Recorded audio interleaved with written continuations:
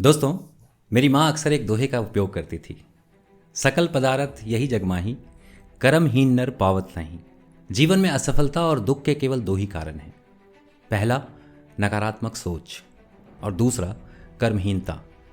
क्योंकि एक इंसान की सफलता के लिए आवश्यक सभी संसाधन उसके आसपास मौजूद होती हैं, लेकिन व्यक्ति की नकारात्मक सोच और कर्महीनता के कारण न तो उसे उन संसाधनों का पता चल पाता है और न ही वह उनका उपयोग कर पाता है। दोस्तों, अब तक के पिछले 10 प्रीसपोजिशंस में हमने अपनी नकारात्मक सोच को ठीक करने वाले रहस्यों को और सूत्रों को समझा।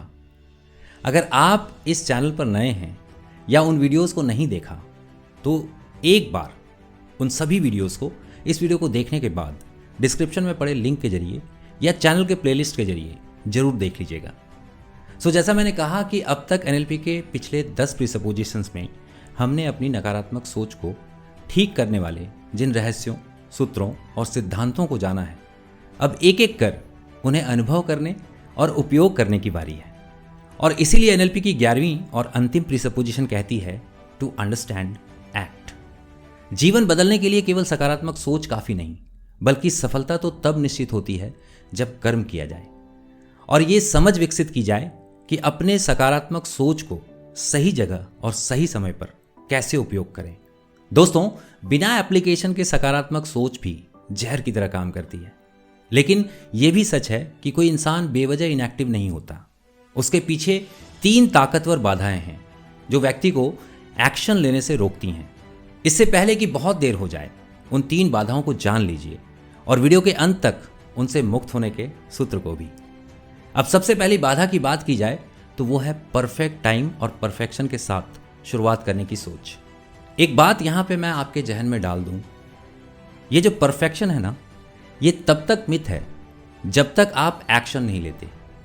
लेकिन जैसे ही आप एक्शन लेना शुरू करते हैं, you start becoming perfect at your work. इसके पीछे का साइंटिफिक रहस्य को आप समझें।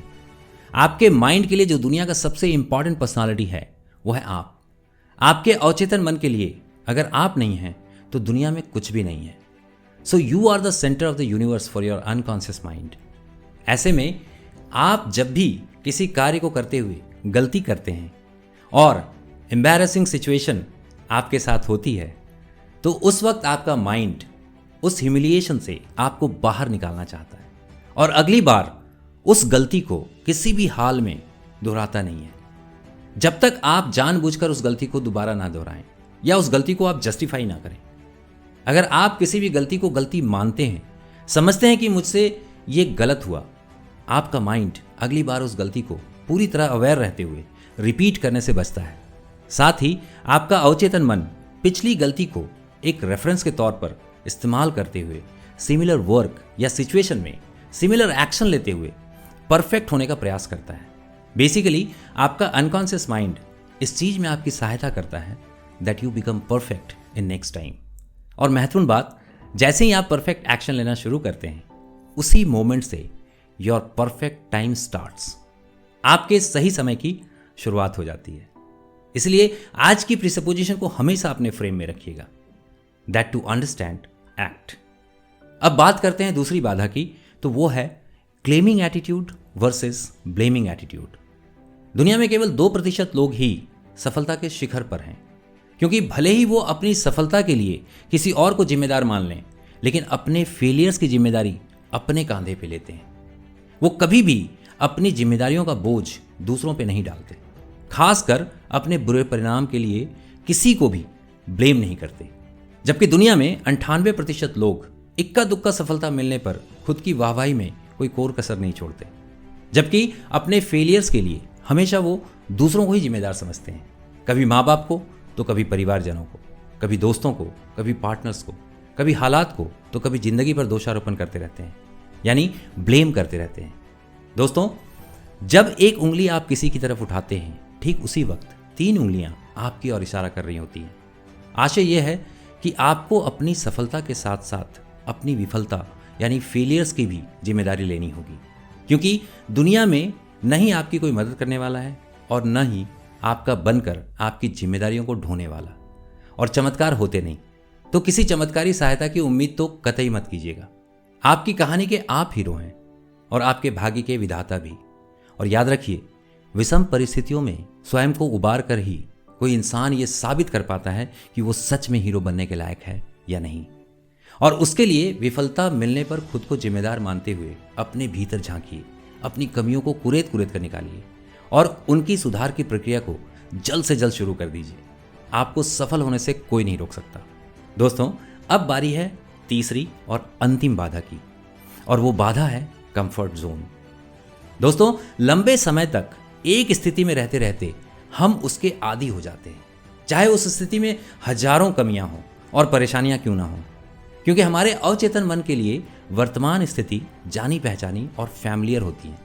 ऐसे में वर्तमान स्थिति हमें कंफर्ट जोन प्रतीत होने लगता है और इसीलिए हम उसे बदलना नहीं चाहते। और इसके पीछे का मूल कारण है सर्टेनिटी।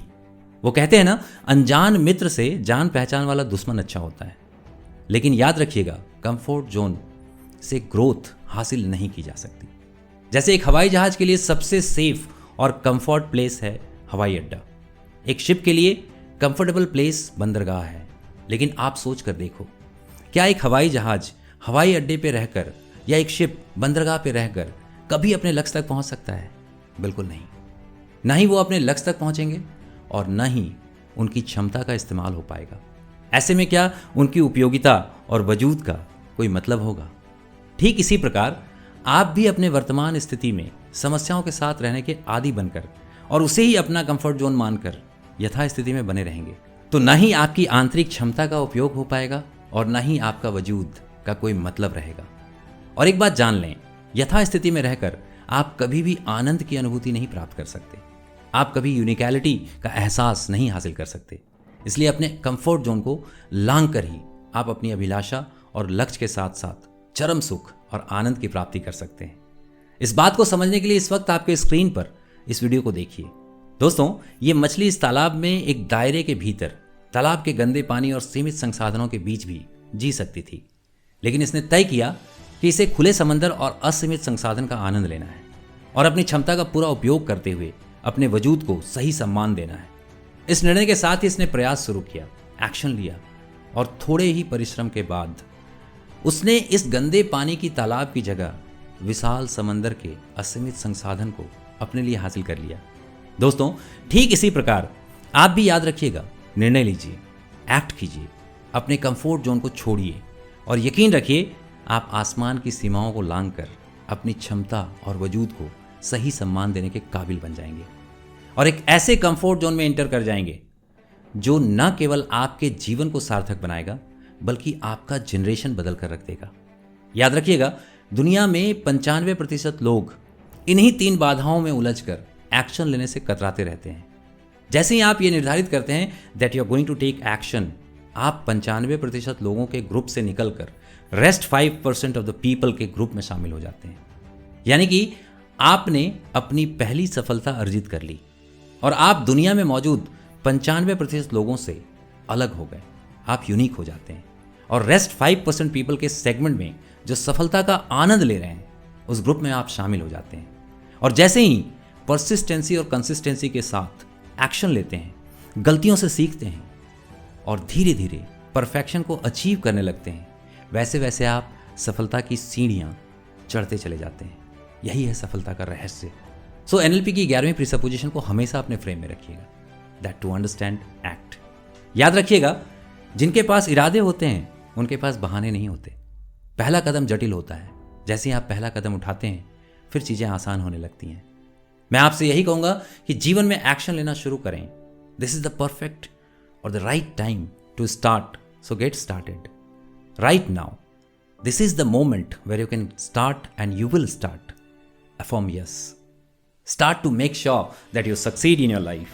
दोस्तों, अगर आप अपने मेंटल कंडीशनिंग को और बेहतर बनाना चाहते हैं तो आप डिस्क्रिप्शन में पड़े लिंक के जरिए मेरी इस 30 मिनट की वंडरफुल मास्टर क्लास को भी देख सकते हैं।